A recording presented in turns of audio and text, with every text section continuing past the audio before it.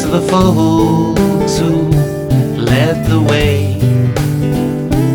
Thanks to the folks, let us thank them every day. Frances Perkins. A lot of folks, I'm sure, haven't ever heard her name, but she was the first woman appointed to the U.S. cabinet by FDR, and she was the labor secretary, and she really brought about some major changes.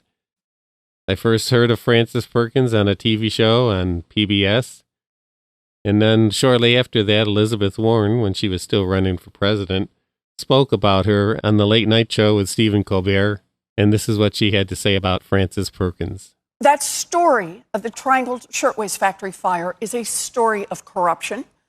After that fire, the women got organized and they said, we're going to keep rallying, we're going to keep protesting, they're going to push from the outside.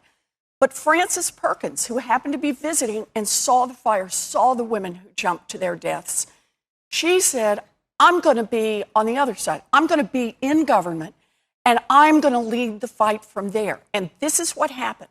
Over time, she goes to Albany in 1911 when women don't even have the vote.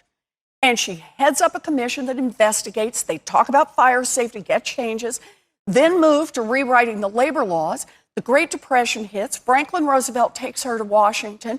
She becomes the first woman to serve in the cabinet of a president of the United States. And what does she do? She leads her part. She leads from the inside.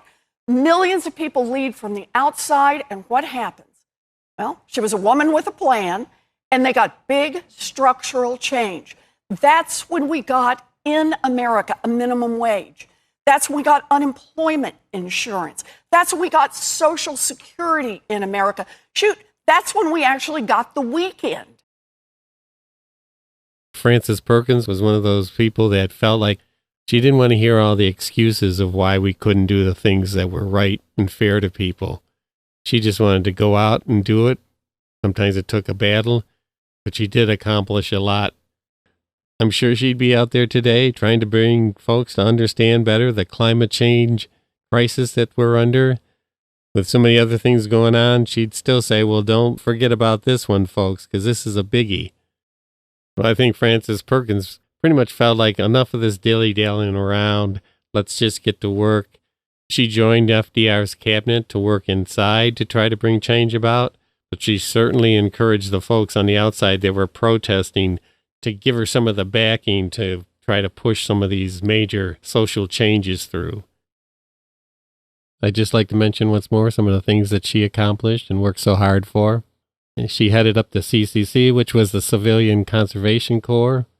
She drafted the Social Security Act.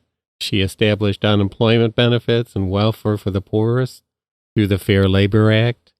She established the first minimum wage and overtime laws, which defined the 40-hour week. I'm certain most people would have something on that long list of things she accomplished that they really appreciate today.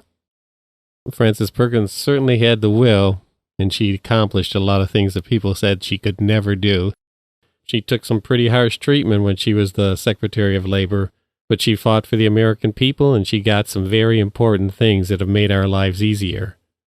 Thanks to the folks who led the way. Thanks to the folks, let us thank them every day.